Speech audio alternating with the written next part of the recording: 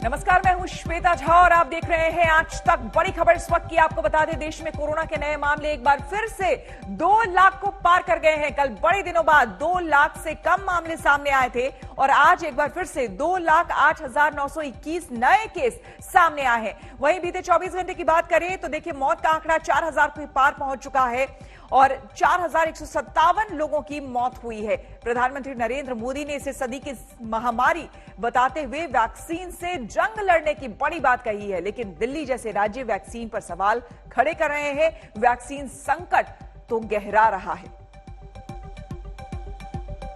COVID-19 pandemic had not left us.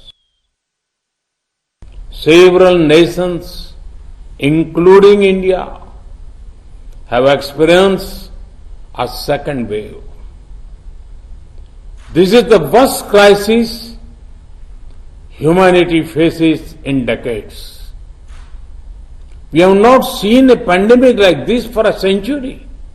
This once-in-a-lifetime pandemic has brought tragedy and suffering at the doorstep of many. Delhi के CM Kejriwal ने एक बार फिर corona vaccine को लेकर केंद्र पर निशाना साधा है। केजरीवाल ने कहा है कि राज्यों में वैक्सीन की उपलब्धता कराना केंद्र की जिम्मेदारी है। वैक्सीन की सप्लाई की आ रही है, वैक्सीन की बहुत ज़्यादा कमी हो गई है। 18-44 वाला जो ग्रुप है, युवाओं के लिए वैक्सीन तो ख़त्म हो गई है दिल्ली में, लेकिन अभी वो जो 44 के ऊपर वाला ग्रुप है उसके लिए सरकार में भी अभी कोविशील्ड थोड़े दिनों के लिए बाकी है। तो मैं उम्मीद करता हूँ केंद्र सरकार भी प्रयास जो कर रही है कि जल्दी से दिल्ली को ज़्यादा से ज़्यादा वैक्सीन मिलेगी, ताकि हम जो अब स्पीड कम हो गई है, सारे सेंटर बंद हो गए हैं। दिल्ली में नहीं, मैं देश भर में देख रहा था, देश भर में कई राज्यों के अंदर सेंटर बंद होते जा रहे हैं। ये तो ऐसा समय था जब हमें सेंटर बढ़ाने चाहिए थे और ज़्यादा से ज़्यादा सेंटर खुलने चाहिए थे, लेकिन देश भर में सेंटर बंद हो रहे हैं। ये अच्छी बात नहीं है। तो मैं उम्मीद करता हूं कि जल्दी से जल्दी वॉर फुटिंग के ऊपर वैक्सीन की सप्लाई की जाएगी, ताकि वैक्सीन। तो एक तरफ दिल्ली में वैक्सीन की कमी है, दूसरी तरफ आपको बता दें उत्तर प्रदेश के मुख्यमंत्री योगी आदित्यनाथ आज देवरिया के दौरे पर हैं। लगातार वो अलग अलग राज्यों जिलों में जा रहे हैं और उत्तर प्रदेश में, और वहां पर देख रहे हैं स्थिति क्या है। पिछले 24 घंटे में अगर बात करें, उत्तर प्रदेश में 3,957 कोरोना के केस सामने आए हैं। 10,000 से ज्यादा मरीज ठीक हुए हैं। जो अभियान चल रहा है आदरणीय प्रधानमंत्री जी के मार्गदर्शन में, उनके नेतृत्व में पूरी मजबूती के साथ, पूरी प्रतिबद्धता के साथ हर नागरिक के जीवन और उसकी जीविका को बचाने के लिए हर संभव प्रयास हो रहे हैं और उसके अपेक्षित परिणाम भी सामने आ रहे हैं। इस लड़ाई में देश के अंदर सबसे बड़ी आबादी का राज्य उत्तर प्रदेश अपनी प्रभावी भूमिका के साथ कार्य कर रहा है। देश के अंदर सबसे बड़ी आबादी का राज्य होने और जितनी बड़ी आबादी है उतनी ज्यादा हमारे सामने चुनौती भी थी। विशेषज्ञों ने तमाम प्रकार की आशंकाएं भी व्यक्त की थी, लेकिन टीम वर्क और जो मंत्र आदरणीय प्रधानमंत्री जी ने दिया था प्रारंभ में ही कोरोना से लड़ने के लिए कि हमें ट्रेस, टेस्ट एंड ट्रीट के इस फार्मूले को अपनाना पड़ेगा। ट्रिपल टी के इस फार्मूले के आधार पर कोरोना के खिलाफ जो व्यापक अभियान चला, आज उसके अपेक्षित परिणाम हम सबके सामने हैं। उत्तर प्रदेश ने अब तक 4,77,00,000 से अधिक टेस्ट किए हैं। ये देश के अंदर सर्वाधिक टेस्ट है और उसी का परिणाम है कि जिस प्रदेश के बारे में तमाम प्रकार की आशंकाएं व्यक्त की जा रही थी, और प्रदेश आज एक सुरक्षित स्थिति की ओर आगे बढ़ रहा है। यूपी के बारे में कहा जाता था कि यहां स्थिति अनियंत्रित हो जाएगी, अस्त व्यस्त हो जाएगी। 15 मई तक 30 लाख से ज्यादा एक्टिव केस होंगे। 25 अप्रैल से लेकर के 10 मई के बीच में 1 लाख केस प्रतिदिन आएंगे। आज 3,300 मात्र केस आए हैं पूरे प्रदेश के अंदर। एक्टिव केस की संख्या जो 30 अप्रैल को 3,10,000 थी, आज वह घटकर के मात्र 62,000 रह गई है। और इस बीच बड़ी खबर आपको बता दें, मंत्री सतीश द्विवेदी के भाई ने इस्तीफा दे दिया है। ईडब्ल्यूएस कोटे से नौकरी मिली थी, आज तक पर खबर दिखाए जाने के बाद उसका असर हुआ है और सिद्धार्थ यूनिवर्सिटी में असिस्टेंट प्रोफेसर की नौकरी के बाद तमाम विवाद खड़े हो रहे थे, जिसके बाद उन्होंने इस्तीफा दे दिया। आपको बता दें, बेसिक शिक्षा मंत्री डॉक्टर सतीश चंद्र द्विवेदी के छोटे भाई को सिद्धार्थ नगर विश्वविद्यालय में बतौर असिस्टेंट प्रोफेसर की पोस्ट पर ईडब्ल्यूएस सर्टिफिकेट के आधार पर नौकरी मिलने का यह मामला सामने आया था। दोबारा अभिषेक हमारे संवाददाता हमारे साथ जुड़ गए हैं। अभिषेक, पूरी खबर बताएं।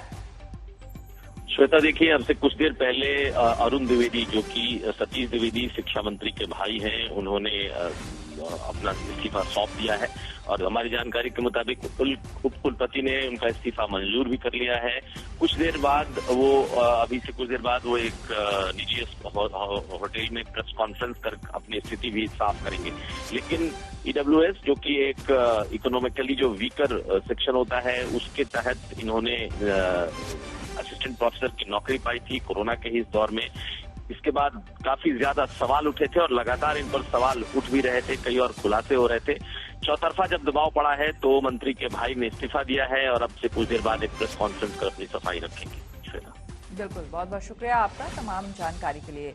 तो कुमार अभिषेक बता रहे थे, मंत्री बेसिक शिक्षा मंत्री सतीश चंद्र द्विवेदी के भाई ने इस्तीफा दे दिया है। दरअसल आपको हम बता दें, इस खबर को आज तक ने भी दिखाया था, जिसके बाद इस खबर का असर हुआ है और उसके बाद इन्होंने इस्तीफा दिया। रुक करेंगे अगली खबर का। आपको बता दें, यास तूफान भारी बारिश और तेज हवाओं की रफ्तार के साथ उड़ीसा के तटीय इलाकों में दस्तक दे चुका है। तूफान के असर से उड़ीसा से लेकर बंगाल तक के इलाकों में भारी बारिश हो रही है। मौसम विभाग के मुताबिक तूफान अधिकतम 155 किलोमीटर की रफ्तार से बालासोर को पार करते हुए उत्तर पश्चिम की तरफ आगे बढ़ रहा है। तो लगातार आपको बता दें, ये चक्रवाती तूफान जो है वो बालासोर से उत्तर पश्चिम की ओर आगे बढ़ रहा है और जहां जहां असर हो रहा है उसकी तस्वीरें भी आपको हम दिखा रहे हैं। आपको बता दें, कुल मिलाकर 8 राज्यों में इसका असर जो है वो देखने को मिल रहा है। डीजी एनडीआरएफ हमारे साथ जुड़ रहे हैं ज्यादा जानकारी के साथ। सर, सबसे पहले आपसे जानना चाहेंगे कि इस वक्त क्या स्थिति है?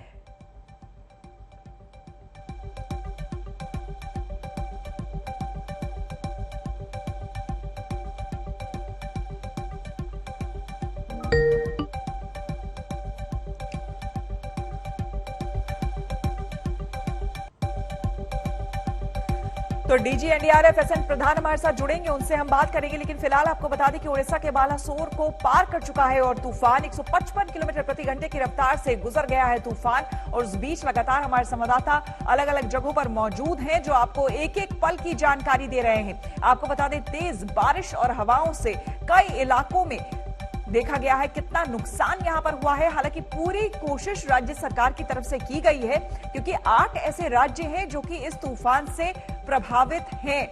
और यहां पर देखिए किस तरह से बंगाल की खाड़ी से उठा ये तूफान, किस तरह से। और इस वक्त एसएन प्रधान साहब हमारे साथ जुड़ चुके हैं, डीजी एनडीआरएफ। सर, सबसे पहले आपसे जानना चाहेंगे कि इस वक्त अगर हम इस तूफान की बात करें, चक्रवाती तूफान की, क्या स्टेटस है, कहां पर है, तीव्रता कितनी? ये मैं कहूँगा कि अच्छी बात है या गनीमत है कि जो तीव्रता आकलन किया गया था 150 गस्टिंग स्पीड 155 तक, शायद उतना भी नहीं हुआ, उससे कम हुआ। और जो तौते साइक्लोन के से मुकाबला किया जाए तो इसको काफ़ी कम माना जाएगा, इसलिए नुकसान उसके हिसाब से कम होना चाहिए। हालांकि अभी नुकसान का आकलन का समय नहीं हो पाया है, कि अभी कुछ समय लगेगा। और लेकिन ये मैं कह दूं कि the worst situation may be over, क्योंकि अब जो है साइक्लोन का जो सिस्टम है वो लैंडफॉल करके और आगे भी बढ़ चुका है। अब थोड़ा सा इंटीरियर की तरफ जा रहा है, जो इंटीरियर जिले हैं मयूरभंज, केवंझौर, उसकी तरफ जा रहा है। वैसे उसके चलते, सिस्टम के चलते ज़्यादा बारिश ज़रूर हो रही है पूरे इलाके में, और उससे जल जमाव की बात कही जा रही है, तो उसको भी हम लोगों को देखना होगा। रेस्क्यू और रिलीफ के ऑपरेशंस में हम लोग उस पर भी ध्यान दे रहे हैं। कुछ स्टॉर्म सर्ज से भी जल जमाव हुआ है और पानी कोस्टल गांव में विलेजेस में घुसा है, तो उस पर भी हम लोग फोकस कर रहे हैं और रेस्क्यू रिलीफ के लिए जा रहे हैं। तो ये सब अभी काम सामने है। पेड़ कुछ गिरे हैं, टेलीफोन लाइंस और इलेक्ट्रिक पोल्स भी कुछ गिरे हैं बालासोर, धामरा और अन्य इलाकों में, तो उस पर भी हम लोग कार्रवाई कर रहे हैं। लेकिन ओवरऑल जो इम्पैक्ट है, मेरे विचार से जितना हम लोगों ने प्रेडिक्शन के हिसाब से प्लान किया था उससे कमतर रहा, जो कि अच्छी बात है। बिल्कुल सर, साथ ही आपसे जानना चाहेंगे क्योंकि हमने देखा और हमारे संवाददाता भी बता रहे थे कि एनडीआरएफ की टीम पूरी तरह से मुस्तैद थी इन इलाकों में, कोस्टल एरियाज में खास करके।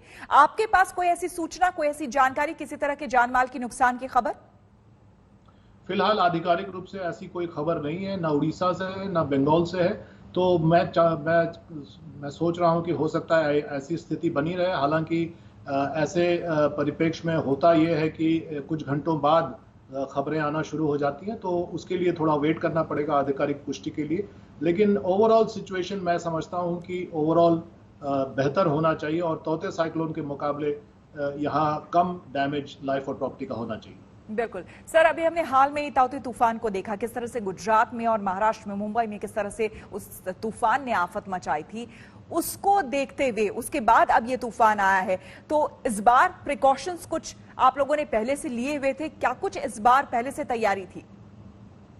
देखिए, इस बार भारत सरकार बहुत स्पष्ट रूप से इसके लिए कटिबद्ध थी कि हम लोग ओवर प्रिपेयर हों। ओवर अगर प्रिपरेशन करें, ओवर रेडी रहें, तो शायद ये किसी चीज के लिए ओवर प्रिपेयर होना शायद स्ट्रैटेजिकली गलत हो सकता है, लेकिन एक आप प्राकृतिक विपदा के लिए ओवर प्रिपेयर कभी आदमी नहीं हो सकता। इसलिए वो ओवर प्रिपरेशन का स्ट्रैटेजी शुरू से ही अपनाया गया और एक्स्ट्रा फोर्सेस भेजी गई। एनडीआरएफ की 52 टीमें, जो कि एक रिकॉर्ड संख्या है, 52 टीमें उड़ीसा भेजी गई, 45 टीमें वो भी रिकॉर्ड संख्या है जो पश्चिम बंगाल भेजी गई। तो इस तरह से भारत सरकार बहुत इस पर संवेदनशील रही और state administration, state chief minister के साथ वार्ता हुई और तैयारी भी उस तरह से मुकम्मल तरीके से हुई, सो दैट अगर इससे भी ज्यादा हवा होती उसकी भी तैयारी थी। लेकिन अच्छी बात है कि सिचुएशन उतना खराब मेरे विचार से नहीं होना चाहिए। अब आकलन जब होगा तब समझ में आएगा कि कितना नुकसान एक्चुअली हुआ है। बिल्कुल, बहुत बहुत धन्यवाद सर आपका हमारे साथ जुड़ने के लिए। तो डीजी एनडीआरएफ हमारे साथ एसएन प्रधान साहब बता रहे थे और वो जानकारी दे रहे थे कि किस तरह से पहले से ही, क्योंकि उससे पहले हम ताउते देख चुके थे और उसके बाद हम पहले से ही तैयार थे, हमारी सरकारें, हमारी टीमें पहले से तैयार थी, जिसकी वजह से फिलहाल अब तक जो आधिकारिक सूचना है उसके मुताबिक किसी भी तरह के जान माल के नुकसान की खबर नहीं है। लेकिन चूंकि अभी भी तूफान जो है उसने दस्तक दिया हुआ है, तो आकलन बाद में उसका किया जाएगा। लेकिन यास का कहर देखिए किस तरह से, यास का कहर हम आपको दिखा रहे हैं। अलग अलग बंगाल की खाड़ी से उठा ये यास तूफान, चक्रवाती तूफान, किस तरह से जब वो आगे बढ़ा है तो यहां पर भारी से भारी बारिश यहां पर हुआ है। तटीय इलाकों में तूफान का असर देखने को मिला है। यास का कहर जो है कहां कहां पर देखने को मिला, ये आपको हम दिखा रहे हैं। अगर झारखंड की हम बात करें तो तेज हवाओं के साथ झारखंड में बारिश हुई है। बिहार में भी लगभग वही स्थिति आपको देखने को मिलेगी। बिहार में भी आप देखिए कि किस तरह से यहां पर तेज बारिश यहां पर भी हुई है और यहां पर भी बताया जा रहा है उसका असर देखने को मिला।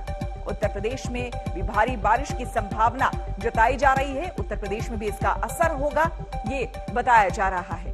तो अभी तक के जो आकलन है उसके मुताबिक यास तूफान का असर कहां कहां है, और ये देखिए कहां कहां, जो 8 राज्य आपको हम बता रहे हैं कहां कहां पर देखिए, तमिलनाडु, पुडुचेरी, चेन्नई, उसके बाद उत्तर प्रदेश, तिरुवनंतपुरम भी आपको, आंध्र प्रदेश, इन सब ये इलाके हैं, ओडिशा, पश्चिम बंगाल, ये वो इलाके हैं, ये वो राज्य है जहां पर इसका असर देखने को मिल रहा है। कहीं पर बहुत ज्यादा, क्योंकि उड़ीसा में, खास करके उड़ीसा और पश्चिम बंगाल के बॉर्डर एरिया में ये टकराया है, लैंडफॉल हुआ है, तो इसीलिए सबसे ज्यादा उड़ीसा और पश्चिम बंगाल में इसका असर देखने को मिला है। लेकिन बाकी राज्यों में भी इसका असर देखने को मिल रहा है और ये आपको हम रूट मैप दिखा रहे हैं। देखिए किस तरह से बंगाल की खाड़ी से होता हुआ ये तूफान जो है वो आगे बढ़ता चला गया है और आप साफ तौर पर देख सकते हैं कि किस तरह से बिहार, उत्तर प्रदेश, झारखंड, धबारा पोस्ट, क्योंकि ये बॉर्डर एरिया धबारा पोस्ट जो है वो पश्चिम बंगाल और ओडिशा का जो बॉर्डर एरिया है वहीं पर दरअसल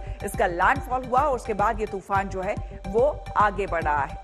अनुपम मिश्र और सूर्याग्नि रॉय हमारे संवाददाता हमारे साथ जुड़ रहे हैं। अनुपम मिश्र दीघा से हमारे साथ हैं। अनुपम, क्या कुछ जानकारी फिलहाल अब तक की, या तूफान आ चुका, लेकिन तूफान आने के बाद स्थिति बताएं।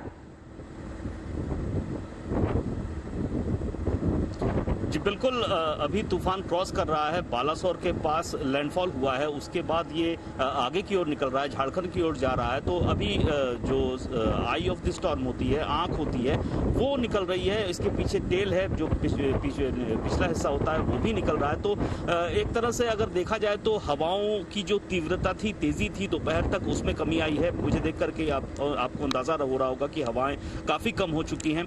बारिश की अगर हम बात करें, जो अति भारी बारिश का अनुमान था, वो भी अभी वैसी नहीं दिखाई पड़ रही है। हालांकि जो समुद्री तट है, वहां पर जो नुकसान हुआ है वो मेनली हुआ है समुद्र का जो पानी है वो किनारों पे आ गया है, 1-2 किलोमीटर अंदर तक आ गया है। जहां दुकान मकान है वहां पे पानी भर गया है, तो सामान का नुकसान हुआ है, प्रॉपर्टी का नुकसान हुआ है, कुछ पेड़ गिर गए हैं। यहाँ पे देखिए गमला भी किस तरह टेढ़ा हो गया है। तो इस तरह पेड़ों को नुकसान हुआ है। हालांकि जिस तरीके की आशंका जताई गई थी, जितना अनुमान लगाया गया था, उतना नुकसान अभी तक नहीं हुआ है। बहुत बड़े नुकसान की खबर अभी तक नहीं है, और उसकी एक वजह यह है कि जितनी तीव्रता इसकी बताई जा रही थी, अधिकतम स्पीड 185 किलोमीटर हो सकती है, वैसी नहीं हुई है। अधिकतम स्पीड 155 किलोमीटर हुई है। और इससे पहले के जो तूफान आए थे, अम्फन कहिए या फिर फौनी कहिए, इनकी तीव्रता और स्पीड, विंड स्पीड काफी ज्यादा थी। तो ये एक गनीमत रही है। अब दूसरा जो चैलेंज रह गया है, ये कब तक बारिश रहता है। अगर 2-4 दिन तक लगातार बारिश होती है तो कुछ जो लो लाइन इलाके हैं वहां पर पानी भरने की, जमने की आशंका है, उस पर नजर रखी जा रही है। बिल्कुल, चलेंगे सूर्याग्नि के पास। सूर्याग्नि, अभी जैसा कि हमने सुबह भी आप लोगों से बात की थी, अभी स्थिति जो है थोड़ी बेहतर, आपके पीछे तस्वीरें देखकर ही पता चल रहा है कि जो हवाएं उस वक्त सुबह बह रही थी, चल रही थी, उतनी नहीं है। आप सुंदरबन इलाके में हैं, वहां पर फिलहाल क्या स्थिति बताएं। जी बिल्कुल, जो सुबह हमने नजारा देखा था, दोपहर तक 12 बजे तक जो हमने नजारा देखा था कि बहुत आसमान काला हो जा रहा है, हवाएं तेज बहुत रफ चल रही है, और समुद्र के जो वेव्स है, सी वेव्स है, वो बहुत वायलेंट हो चुके थे, और इतने वायलेंट के वो रास्ते भी तोड़ चुके थे, बहुत अंदर भी चले गए थे पानी। लेकिन अभी फिलहाल जो सिचुएशन है वो बहुत ही, अगर मैं सुबह के पॉइंट ऑफ व्यू से कंपेयर करूं तो आप देख सकते हैं हल्की धूप है, हवाएं चल रही है, लेकिन बारिश बहुत ही कम हो चुकी है। बारिश हो रही है, हल्की बूंदाबांदी हो रही है, लेकिन जो एंटिसिपेशन हम लोगों ने शायद रखा था कि बहुत ज्यादा यहाँ पे इम्पैक्ट होगा, अभी तक वो इम्पैक्ट हुआ है नहीं। और जिस हिसाब से साइक्लोन झारखंड की तरफ जा रहा है, हम शायद ये कह सकते हैं कि यहाँ पे उतना कुछ ज्यादा इम्पैक्ट साउथ 24 परगना या फिर बंगाल की कोस्टल लाइंस में ज्यादा होगा नहीं। लेकिन जो सुबह से हमने देखा है, दोपहर में भी हमने देखा है कि पानी अपने नॉर्मल लेवल से, समुद्र तट से नॉर्मल लेवल से वो बहुत आगे वो चला गया है। और यही शायद सबसे बड़ी समस्या जो लोकल्स की यहाँ पे होगी कि पानी, जैसे हमने सुबह से दिखाया है कि पानी अंदर चला गया है थोड़े इन कोस्टल एरियाज में, और यही सबसे बड़ी दिक्कत होने वाली है इन लोगों के लिए जो यहाँ पे रहते हैं। और ना जान या माल का कोई खतरे के बारे में हमने अभी तक सुना है, ना ही किसी कैजुअलिटी के बारे में अभी तक हमारे पास। ये एक राहत की खबर है सूर्याग्नि, एक राहत की खबर है कि अभी तक किसी के जान माल के नुकसान की खबर नहीं आई है। फिलहाल बहुत बहुत शुक्रिया आप दोनों का। रुक करेंगे अगली खबर का। आपको बता दें कि कृषि कानूनों के खिलाफ किसान आज काला दिवस मना रहे हैं। दिल्ली से लेकर पंजाब तक किसान आज सड़कों पर उतर गए हैं। दिल्ली के गाजीपुर बॉर्डर पर किसानों ने आगजनी भी की। तस्वीरों में साफ देखा जा सकता है कि किस कदर किसान गुस्से में हैं। यहीं रहेंगे। सरकार ने ये कहा कि एक फोन कॉल की दूरी पे है, हमें 4 महीने से वो नंबर नहीं मिला। अब सरकार ये सवाल उठा रही है कि हर जगह ये कहते हैं कि कोविड स्प्रेड हो रहा है, अगर किसान एक जगह इकट्ठा है तो क्या इससे महामारी नहीं फैलेगी? महामारी इससे फैलेगी तो इलाज करो ना, उसका हॉस्पिटल में इलाज करो। और किसान यहाँ क्यों हैं? अगर किसानों से फैल रही है, अगर बीमारी बढ़ी है तो कानून कैंसिल कर दो। हाँ, कानून कैंसिल कर दो ना। उससे कम कुछ मंजूर नहीं कुछ कोई मंजूर नहीं। मुझे लगता है कि अभी कोरोना के कारण अभी डिस्पर्स अगर करेंगे तो उसका आरोप सरकार पर हो सकता है, और इसीलिए सरकार मतलब कोई अपनी ताकत का उपयोग नहीं करना चाहती है। किसानों ने सोचकर वहां से निकलना चाहिए और उनकी मांग है तो अपने अपने जगह पर जाकर आंदोलन कर सकते हैं। और इसीलिए आज वो ब्लैक डे मना रहे हैं, तो ब्लैक डे मनाने से भी कुछ फायदा नहीं है, क्योंकि कानून में सुधार करने की सरकार की तैयारी है, उसको किसान नेताओं ने स्वीकारना चाहिए। आपको बता दें कि किसान आंदोलन में नियमों की धज्जियां उड़ी, ना मास्क ना सामाजिक दूरी, कोरोना नियमों का ना मानने के ऐसे ऐसे बहाने कि सर आपके चकरा जाएंगे। कहाँ के रहने वाले हो? रहने वाले ने गाजियाबाद के हैं जी। कितनी उम्र है आपकी? 60 साल से ऊपर हो गई। टीका लग गया आपको? रिटायर होगा है? टीका लगा आपको? टीका तो मैं लगवाऊंगा ना। क्यों मेरा कोरोना हो गया। कोरोना ना होने के लिए ही तो टीका है ना, हमें जरूरत भी ना, बीमार हो जाए मैं 2 दिन में तो बीमारी हो जाएंगे, बुखार आ जाएगा। बताओ आप कहाँ से आए भैया? टीका लगवा लिया आपने? अच्छा, टीका लगवा लिया आपने? नहीं जी, टीका नहीं लगवाया। कहाँ के रहने वाले हो? नहीं है जी, गाजियाबाद के। गाजियाबाद के। कितनी उम्र है आपकी? मेरी जी 18 के ऊपर है। हाँ, 26 साल है। टीका नहीं लगवाया आपने? लग जाओगा जी, लगा लो। आपने तो फिर भी मास्क पहना, आपने टीका लगवा लिया? जी लग गया। मास्क लेकिन नहीं पहना? मास्क अभी उतारता, अभी उतारता हूँ। इतने सारे किसान भाई टीका लग गया आपको? टीका कौन लगा? टीके हैं कहीं? क्या कह रहे हैं? है का तो लगवा देंगे हम। टीका नहीं मिल रहा ना है ही ना। टीके बेचना दिए मोदी जी ने, तो सारी पता भाई 65% टीके बेच दिए। अब ये टीके का धरे, टीका है ही ना तो लगवा के पानी लगाते हो तो लगा जाओ। हाँ, और मास्क भी नहीं पहना आपने? यू धरा मास्क, हुक्का पी रहे, इससे बांध रहे और क्या। हाँ, सबने पहन रखा। पी रहे ना आपका। अब रोटी खाएंगे जब भी मास्क लगा के खाएंगे। रोटी तो नहीं खा सकते। हाँ, आपने भी नहीं पहना? ये लगा रखा भाई, कुछ ना होने।